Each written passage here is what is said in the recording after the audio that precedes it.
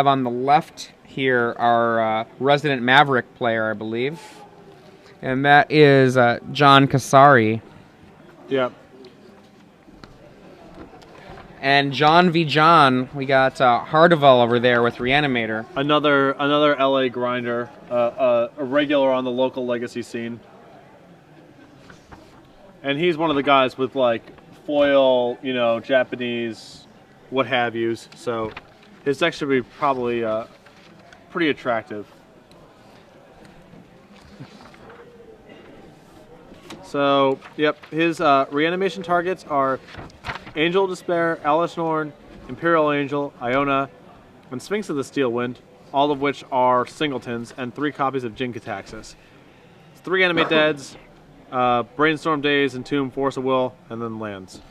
One of the cards that we were talking about before that has kind of strange text, Sylvan Library, that you look at a Sylvan Library, it's not the real text for the card. Animate Dead is another one of those cards. Yeah. And a part of the reason is that when you cast Animate Dead, you understand what it's trying to do. It's trying to take a creature out of the graveyard and put it into play. But the way it's written, once it's in play, it doesn't work anymore. Right. So they had to come up with some really high, you know, concept text in order to make Animate Dead work. And that's actually the huge, in my opinion, that is the huge success of Innistrad as a set. If you look at like Alpha and Arabian Nights and Antiquities in the Dark, which is sort of like the ancient times of Magic, in my opinion, the designs are so flavorful and resonant. They do not necessarily play well as cards. They read poorly and are complicated. And then some of the middle Magic sets, the cards are simpler and play better and read fine, but there isn't like the resonant flavor. Yeah, they the lose way. a certain kind of just personality. Yeah, soul. yeah. Like, the soul moves away. Right. And Innistrad is sort of I think the peak of functionality meets flavor, which is why I think this set is a 10 out of 10. You know, one of those things that someone asked me if Wizards of the Coast was paying me to praise Innistrad. They're not. It's just they did such a good job. If any of you are familiar with me, like posting stuff online, you know that I am critical when I feel there's something to be critical of. Innistrad is a home run. Yeah, I mean, I've got tons of things that I have been critical about with regards to Magic. I mean, I think that organized play has made some small stumbles in the past. I think that some of the limited formats of the past 2 years have been pretty close to the terriblest to, emphasize it with some incorrect English. Right. And for me, I don't get paid by Wizards for that. Right. I want to give you good opinions, and I think Innistrad, kudos, wow.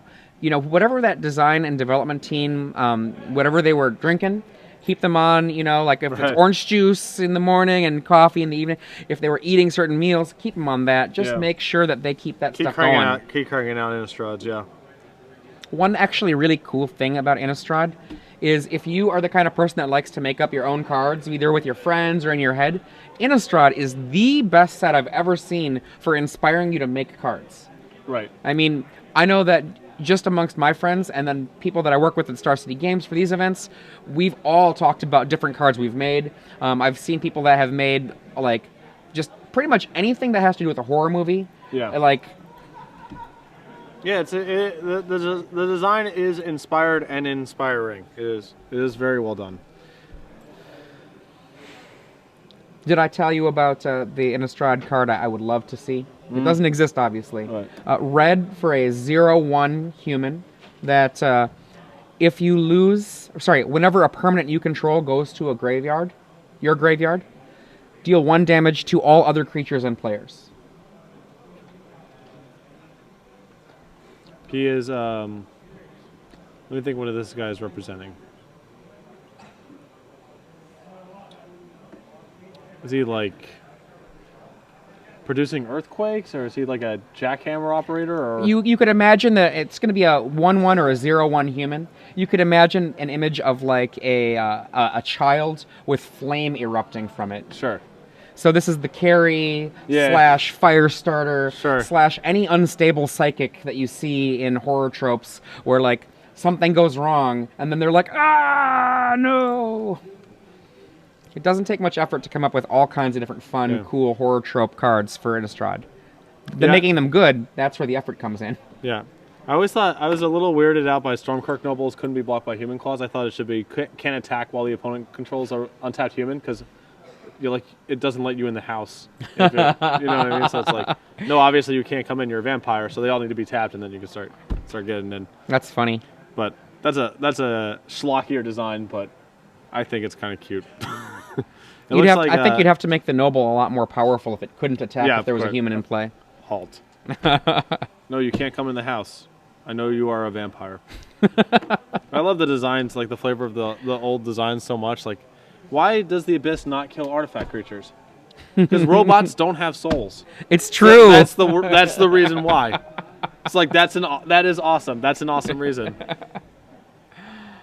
That's really good. Yeah. Or like a card like Island Sanctuary. Yeah, it's like why can't you attack? Well, because I'm not drawing a card. I'm hiding on my little island sanctuary. Right. You can either fly to me or you can swim. Those are the two options. So flying works and island walk works. Now, unfortunately, Island Sanctuary is a horrible design because there's plenty of casual decks that, with their full 60 cards on the table, can't actually beat an Island Sanctuary. So that's the success of Innistrad. It is the flavor of Island Sanctuary without the text box of Island Sanctuary. I mean, I kind of feel like Innistrad is a set full of Form of the Dragons. Right. And when I saw Form of the Dragon, my jaw dropped and I let out a little giddy smile. Right. Or a laugh, I should say. Right. In the last couple of years, I think those designs have been kind of... I mean, M10 was an exception. M10 was sort of like Magic getting its soul back, I think.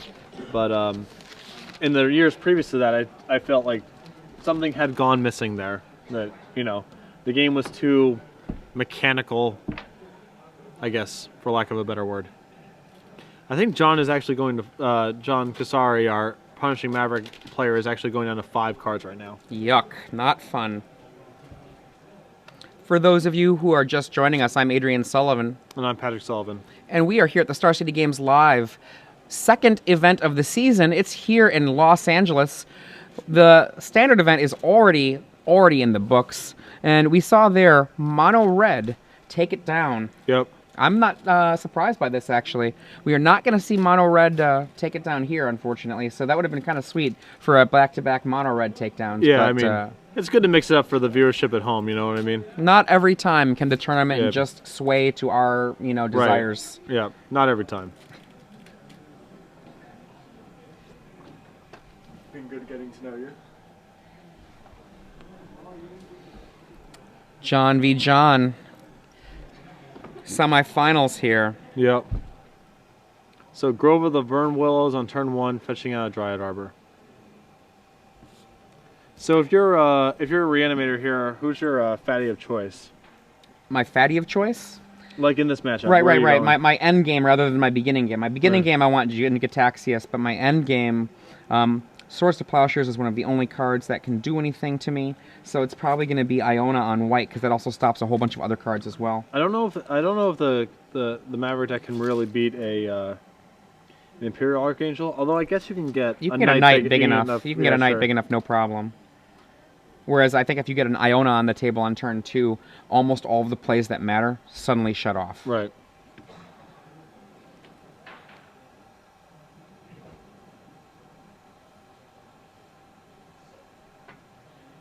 Some foil Japanese Ponder. Ponders into Force of Will and 2 lands. It's a fishy Ponder there.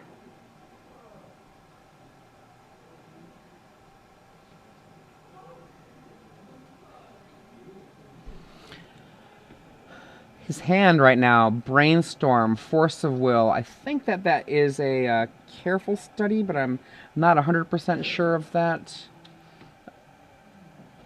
And second Force of Will in hand. As the games progress, we're having less and less people here in the venue, so we are going to have to probably start dropping our voices at some point. Yeah. So Zenith for 2. Zenith for 2 can represent, let's see, Tarmogoyf, Kassali Pride Mage, and Gaddock Teague. I think he wants Scavenging Ooze. Oops, there's the one Scavenging Ooze. There's the obvious one. And that's going to induce a Force of Will. Because that Ooze is a nightmare. Yeah, Ooze is not so good if you are the Reanimator guy.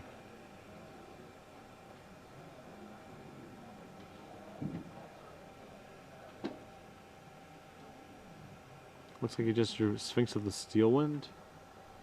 Careful study.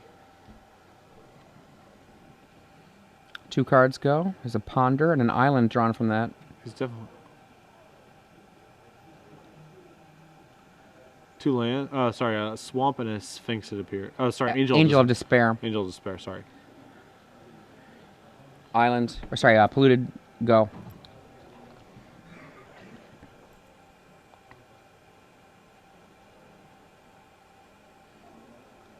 Green Suns for 2 once again. Ouch. We've got the Force of Will ability to do it. Yep. He does not want to see that ooze. John Harduvel here. He's got an Exhume in his hand. I mean, it seems pretty attractive to fire it off here and just go get your Angel of Despair and start beating down. He's pondering again. Exhume. Yep. Force of Will. It's going to be a shuffle, perhaps? Or are those good enough for him? Force of Will. Fetch, fetch. Doing the shortcuts. Get 2 at once.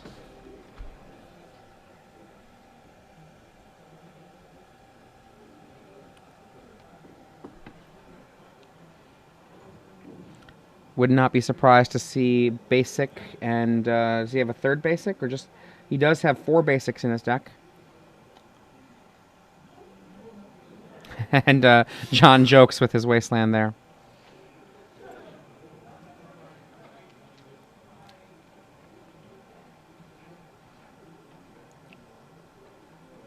Exhume. No creatures in John Kassari's yard. Angel of Despair in John Harduvel's yard.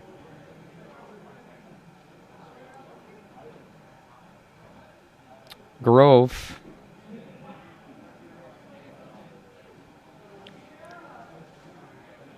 I know that I think I saw a Knight of the Reliquary in John's hand, so he's missing white mana. He says go. John Harduvel has used a lot of energy to get to this point to have a 5/5 in play. Only 2 cards in hand. Force of Will has done its toll on John's hand as well as a careful study. Yep. He's got Plow in his hand too now, so white mana is actually in pretty good shape. And John Harduvel says go. I think that might have been a land. I was wrong. Nope. In for 5. And I think it's John going to say go to John. He does.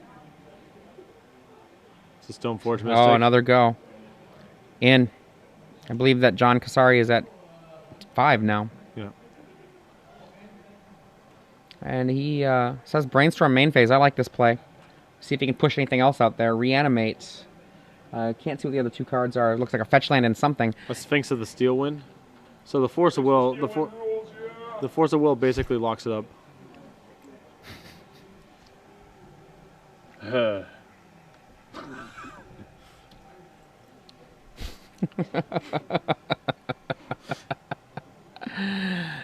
John Harduvel, I think he, in a flurry of activity, accidentally revealed his Reanimate, but I don't know that matters so much. It doesn't matter. And there we go. John Kassari's down.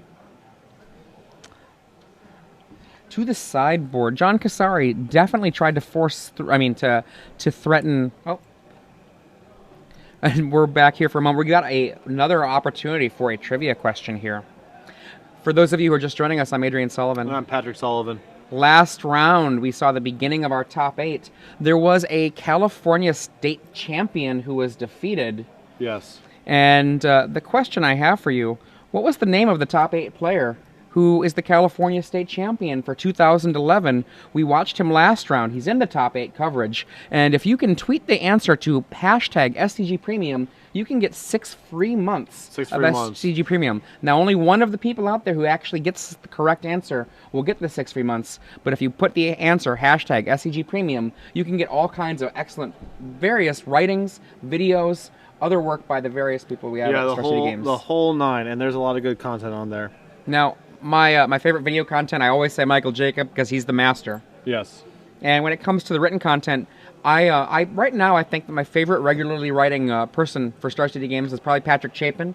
Patrick, who just came back from a finals loss against Conley Woods in Orlando. Both of those players playing their own respective brews. Yeah, and it just sort of shows, I mean, that the narrative was sort of frustrating sometimes yesterday when it's like, well, blah blah blah, blue white Delver and blue white humans. Those are the only decks. There's so much of it in the top 8 or whatever, and then two masters of their craft go and play decks that are pretty much off the radar and Totally.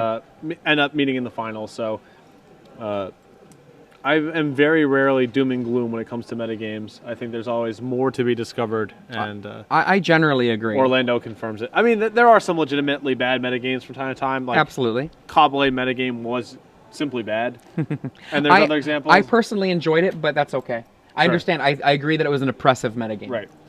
But often people are just not trying hard enough to figure the things out. No, John Kassari definitely tried to force through a threat against Reanimator, and his threat was the Scavenging Ooze with Green Suns for 2. Both of those times it was nixed by Force of Will. Right. His sideboard options, he's going to be able to bring in Bojuka Bog, which he can get with a Knight of the Reliquary. He'll bring in Tormod's Crypt, also a very good card. Double Path to Exile is almost certainly going to come in just to mop up any creature that gets into play that he can target. And then I expect to see a Red Elemental Blast hit as well. Do you think he brings in Choke? Probably not. I mean, he's got so many basic swamps, and he can operate pretty easily off of. The combination of basic swamps and Daze as a potential reset for a tap island, I think, means Choke is just not likely to get the job done. The big question mark I've always had with these sort of decks is, like, with the Path and Plow, is my opponent actually going to allow, like, is he going to reanimate targetable guys? Often a plan that the Reanimator decks have against the white decks is to try to reanimate something that can't be touched. Yeah. And if you end up drawing a bunch of Plows and Paths, and they're reanimating, Iona set to white or Imperial Archangel, then that's not very effective. But if you end up being caught with your guard down when they're reanimating Jin-Kataxis, you just lose the game. So it's sort of a it's a difficult thing to figure out, and often just kind of involves a lot of guesswork. So the response is, now that John and John are playing each other, in the Swiss they would not have had each other's deck lists, but here they have perfect information, which will definitely inform the Reanimator deck's sideboarding. Show and Tell is usually one of the ways in which the Reanimator decks dodge the graveyard hate, so that's very common to bring in. But without Leyline, it's a little bit less good, but it's still fine to just dodge the Reanimator hate. I don't know. I'm not a huge fan of Show and Tell against the Maverick style decks, because if you Show and Tell a Legend and they have Knight, then they can Knight up Caracas and the game's over. So I think you're probably better off trying to fight the graveyard hate than going to a Show and Tell plan. If that's the case, then is Pithing Needle and perhaps... I think Pithing Needle is good because of the Ooze. Ooze is one of his main hate cards. You know he has Tormod's Crypt. You know he has Knight of the Reliquary. He's got a ton of great things to target.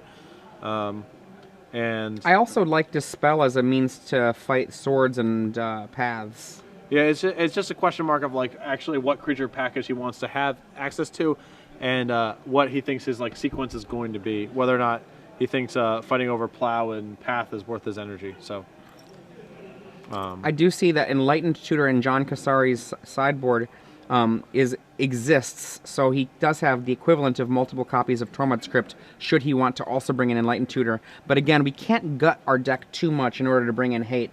We cease to be the deck that we were. Right, I mean, he's got a couple... I mean,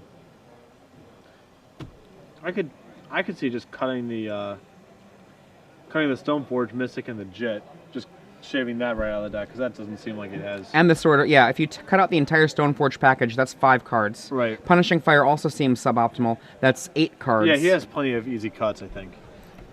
So he definitely wants the Enlightened Tutors, the Red Blast, the... That's 5. The Metamorph and the Crypt, I think, are guarantees, and then... That's 7. The Bojuka Bog is 8. We haven't even gotten Path yet. Yeah, Bojuka Bog might be just replacing another land. Like, I don't know how stable the colored mana is, but obviously if Punishing Fire goes, then Grove could theoretically go, whatever. And then Phyrexian Metamorph is another potential candidate, I think, to be brought in, so... Metamorph is an excellent candidate. Yeah. But yeah, I definitely want, if I'm the Reanimator deck, I definitely want the Pithing Needles here. They have no end of good targets out of the Maverick deck. Looks like John Harduvel is mulliganing. Yep. For those of you who are just joining us, I'm Adrian Sullivan. And I'm Patrick Sullivan. Right now, 1-0, Reanimator is up against Punishing Maverick. And it's John v. John. John Harduvel with Reanimator and John Kassari with Punishing Maverick. This is our semifinal match. The winner of this match will go on to face the winner of a match of Stoneblade versus Maverick. Yes. Without Punishing Fires.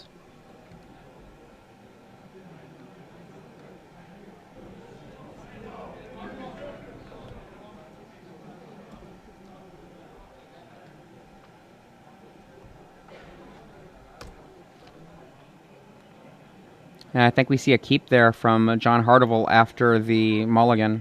I don't know, his eyes bugged out a little bit. I'm not sure if he's still... He does not look sold.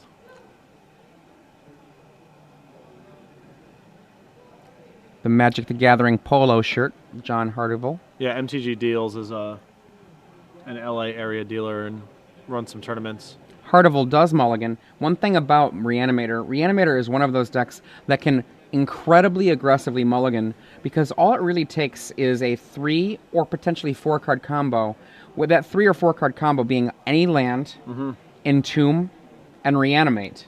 Yeah, and Jin Kataxis is pretty good at catching you up from Exactly. Jin Kataxis, absurd at catching you up. Yep. MTG Deals is a pretty sweet store if you live in the LA area. It's a lot of space. I've interacted with the owner a lot. He's a good dude, and I'm an advocate. John Kassari we saw earlier today, and also yesterday. Yesterday he played the blue Wolf Run deck to make a top 8 finish. Yep. And that list, very interesting. The blue spells essentially Ponder, 6 Unsummons, 3 Snapcaster Mages, 4 Frost Titans. Frost Titans, the best Titan in a Titan War, and 1 Consecrated Sphinx. So let's see what our 5 cards offer up.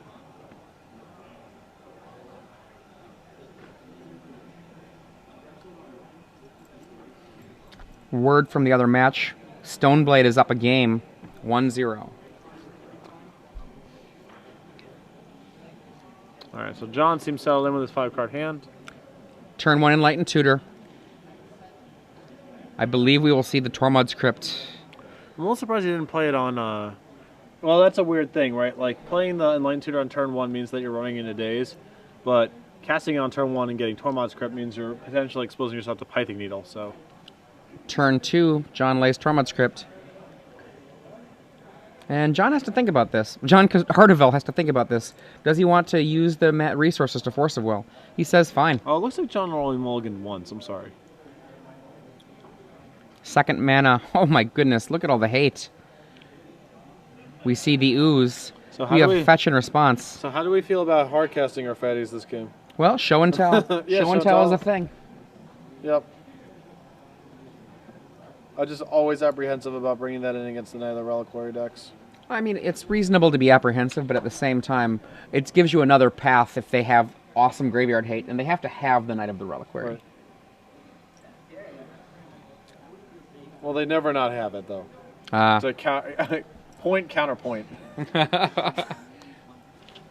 They have to have it? Well, they always do. They always do. That's why they're them. Brainstorm. So I guess he's probably digging for days. Oh, and I see a show and tell. Yeah, he does have show and tell. Look at that Underground Sea. Did he borrow that from Ely? No, this guy, I told you, man, this guy's got foil and Japanese everything. So he has some sweet show and tell options here. He has Ellis Known and Iona as that he could potentially set up here. So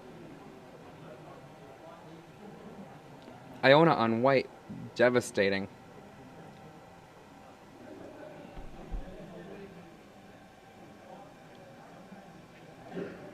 Land go. In for a big 2, and it's a pass back.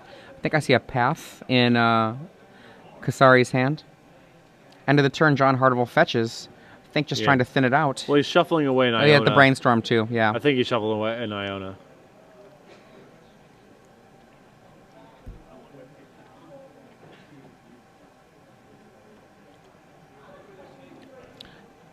What swamp is that?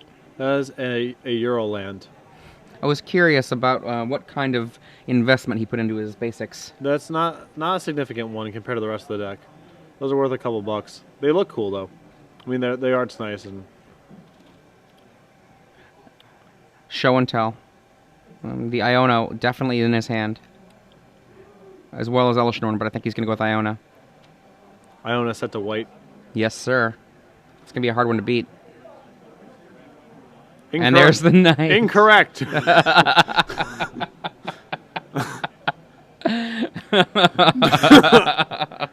Do you have it? Yes. What percentage of the time? 100% of the time. This is exactly what you were talking about. Right. The situation where show and tell to dodge the graveyard hate, and you're like, nah, they just have Knight of the Reliquary. And I'm like, well, they have to have it. Well, they always have it. Yes, they have to have it. Correct. That's part of the contract of playing this deck. It's just there. You know, there are certain players that feel that way when they get their Goblin Guides. Always in the opener. And you know what? That's true as well. Caracas. Hooray. Wah, wah, wah.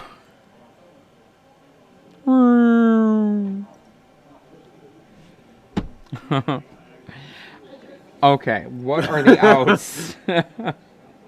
Another show and tell to put something scary into play. And he's enlightened tutoring for the Metamorph now. Ugh. In. A barrel full of hate from John Kassari. Entomb does not do very much against Tormod's Crypt plus the ooze. Nothing does anything. He needs a Python Needle to be able to do anything. And he needs the Python Needle 2 different cards.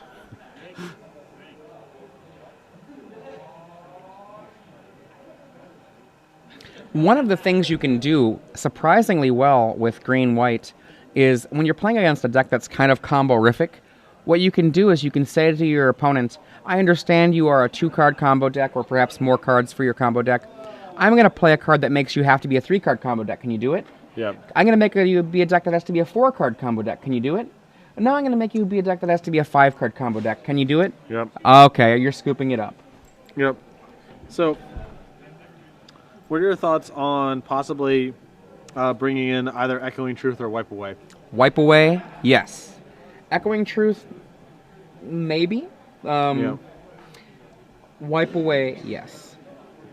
I still think you like the show and tell, honestly, because with the graveyard hate, dodging it is good, and I think that just on the averages, there's a good, if it's on turn 3, like what, 46 or so % chance that they don't have it, 47% or so. I think that's correct. I don't know what I can't explain it to you in any other terms.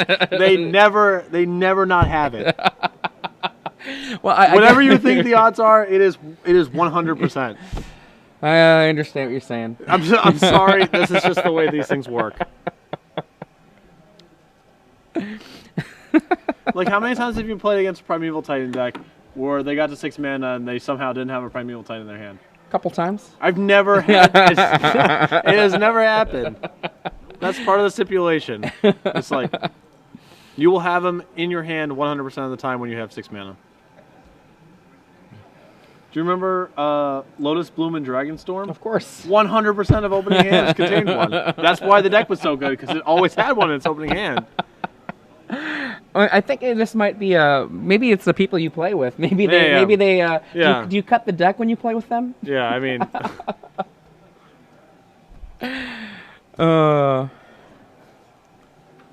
I hate to be that guy, but it's just I don't make the rules, man. They just are what they are.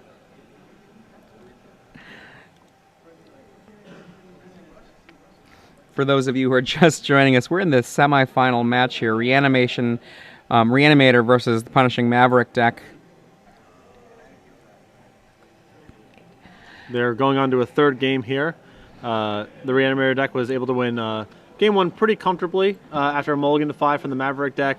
Multiple Force of Wills to keep Kassari from being able to Zenith for a Scavenging Ooze, and was able to win with a Angel of Despair, while John was missing white mana to cast Source of Plowshare, neither Reliquary.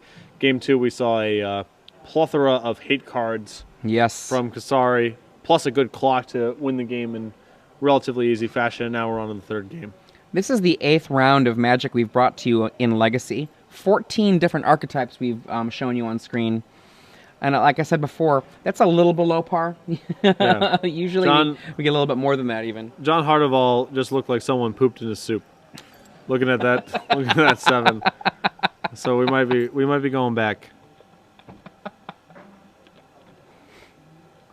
Yeah, we're taking a mulligan.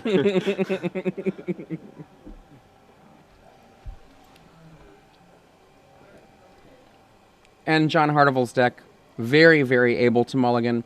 And, you know, if it were not for the fact that Knight of the Reliquary apparently is 100% going to be in the hands of any player playing Maverick, that he would have had a really good game there with that mulligan into his package. Yep. It looks like Kassari is keeping his opening 7.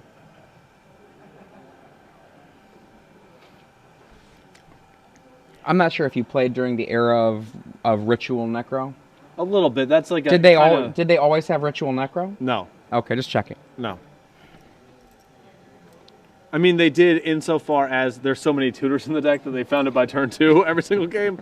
But no, it's not in the same way that Knight of the Reliquary when you show and tell a legend in.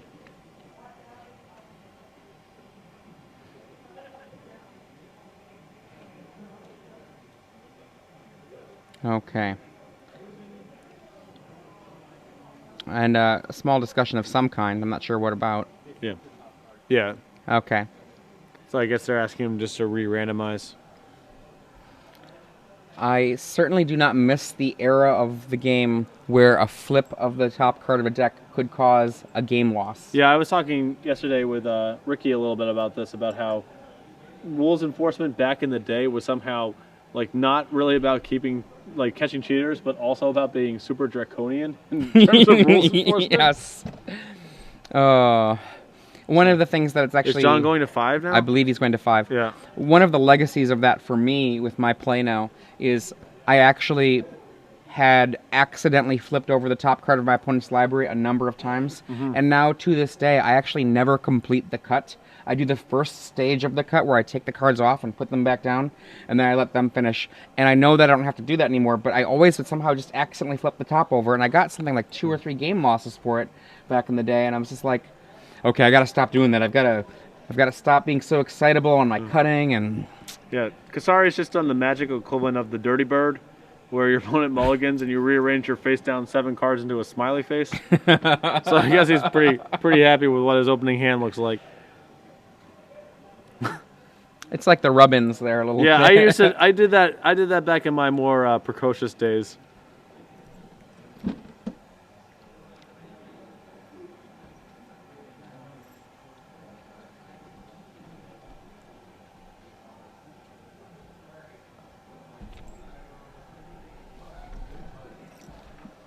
Never mind. Oh, so we're underway after a 5-card hand? Magic cards. Hand me some of them. Thank you. Sorry. 2 more? So a turn 1 Verdant Catacombs, turn 1 Savannah from Kassari. I just tried to make a smiley face with 5 cards. Yeah. It's hard to do. Right. You had to cut the nose. No nose. Yeah. Okay.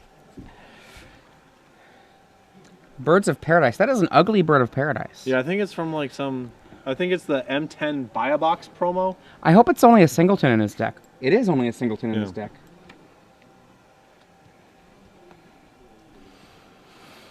Brainstorm off of a very expensive card. I'm not sure how much that Underground Sea is worth. It's 4 and black bordered, so that's probably like 450-ish. Yeah, West Wise gave me sort of non-enthusiastic nod of the head, so I'm off by some amount. But.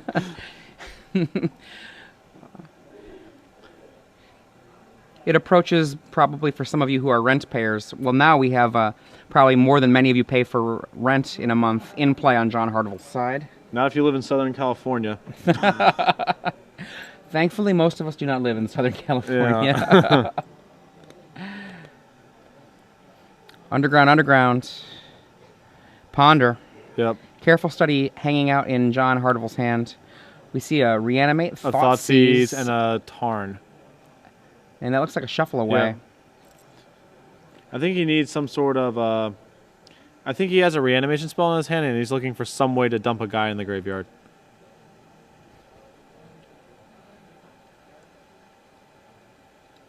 Careful study, Reanimate. And the random card is a... looks like a Delta. Yep. Bird of Paradise makes 3 mana if John has another one. 3 mana means Green Sun Zenith for 2. Means Knight of the Reliquary. It means a lot of different cards that John Kassari can put forth as a threat into John Harduvel. Worth noting that Kassari had Enlightened Tutor and elected not to Enlightened Tutor on his upkeep for Tormod's Crypt. So Perhaps he has to have some sort of plan already set up for this turn. He says go, it looks like.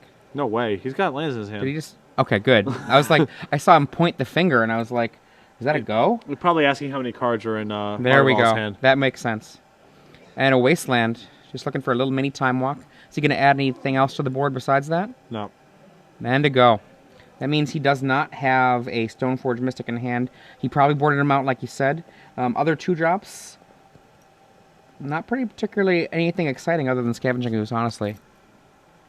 So Kassari is looking to possibly fire off the Enlightened Tutor here, but the thing about it is running the Enlightened Tutor out there before you actually have, before Harduvel has done anything, means that you go get Tormod's Crypt, and if he Chosen tells you, or he sets a Pithing Needle down, then it's a pretty big disaster. Here he's getting the show and tell he's getting a Metamorph. Insurance via Metamorph. Right. I actually like the other art for Metamorph. Yeah.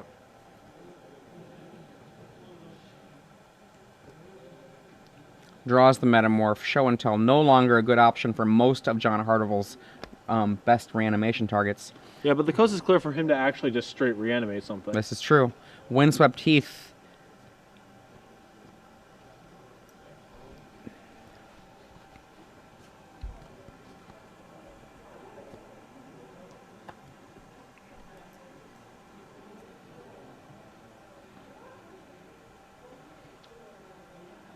Three mana here. Is he going to present Green Sun Zenith for 2?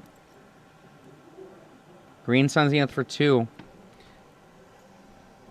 In the other bracket, Stoneblade wins 2-0, defeating Maverick.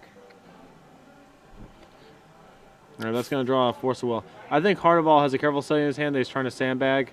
Oh, he actually pitches the Force of Will. Never mind. There we I go. was going to say he needs to get it. He needs to do it like now, basically. Reanimate, land. He has 2 Animate Deads and an Underground Sea in his hand. Yeah, Animate Dead. I should actually be more clear about what kind of card it is.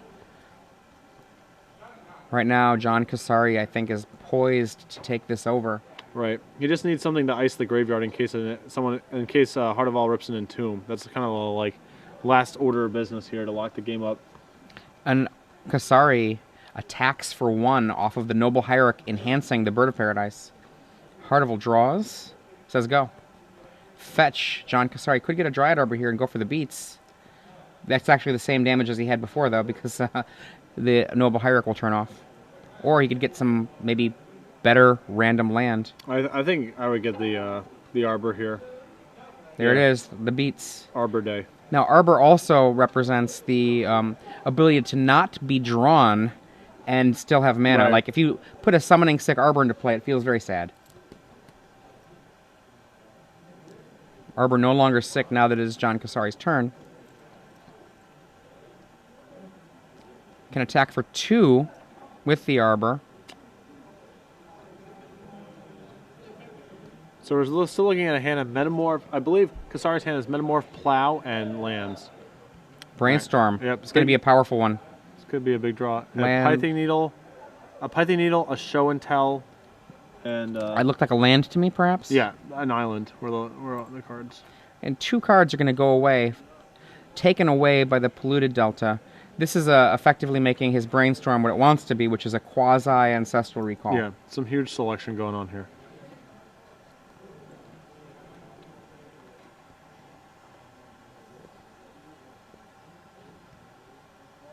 And the Python Needle gives him insurance against a Crypt or an Ooze or another Reliquary as well. John Harduvel lays a land and then fetches immediately. Gets a swamp. Now has Swamp, Island, Underground Sea, Underground Sea. Facing down Bird, Dryad Arbor, Noble Hierarch, Savannah, Savannah, Windswept Heath. Oh, he ripped Inkwell Leviathan. Wow. And John Kassari reveals Phyrexian Metamorph. Yeah. Oh, nope, Windswept Heath. Yeah, the Metamorph. He can still cast the Metamorph.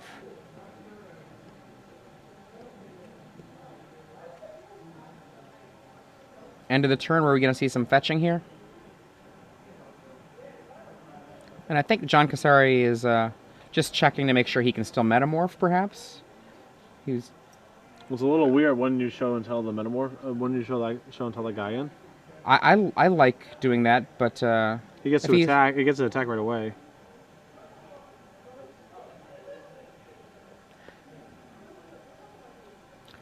John Kassari chooses to take 2 pain to cast the Metamorph for 3 mana. Nope. Oh, nope, he's not taking the 2 pain. He's got the blue there. Or is that an attack for 1 in the air? That's an attack for 1 in the air. So yeah, John Kassari takes 2 pain. Leviathan v. Leviathan.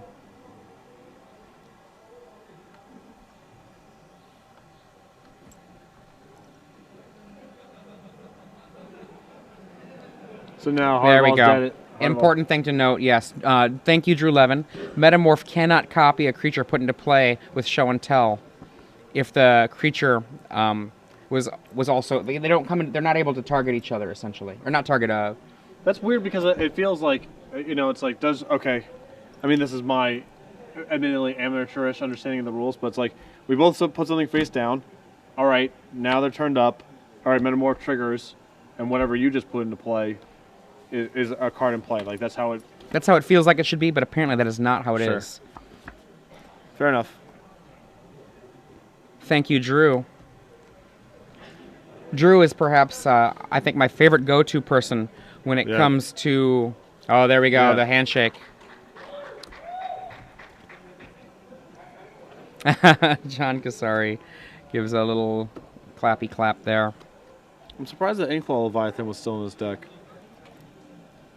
He actually brought it in. Well, one thing about the Inkwell Leviathan is that it is a creature that if it comes into play, can't be targeted by the removal, and it's a blue card for Force of Will. So perhaps it's just better than another target. Well, you also know that you're dead to the Metamorph because, like, if they Metamorph your guy, you can't attack, and they can also attack you whenever they feel like because their island walks on and yours is not. Absolutely. So we have a winner for our 6-month giveaway for Star City Games Premium. And those show and tells were stinky. No, they were stinky. The winner of our Star City Games Premium is Grayson Parker. That's the Twitter handle Bako Fried. So, and the answer to this question, the California State champion, that would have been Nathan Calvin.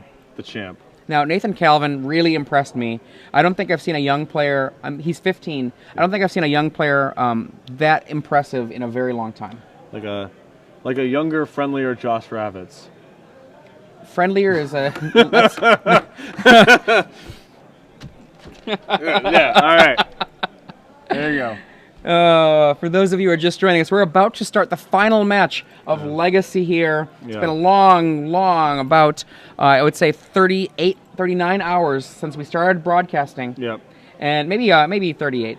And it's Reanimator versus Stoneblade. It is not No, pardon me. Punishing Maverick versus Stoneblade. Two of the honest Abes of the format duking it out. And Stoneblade beat a non-punishing Maverick to make it here.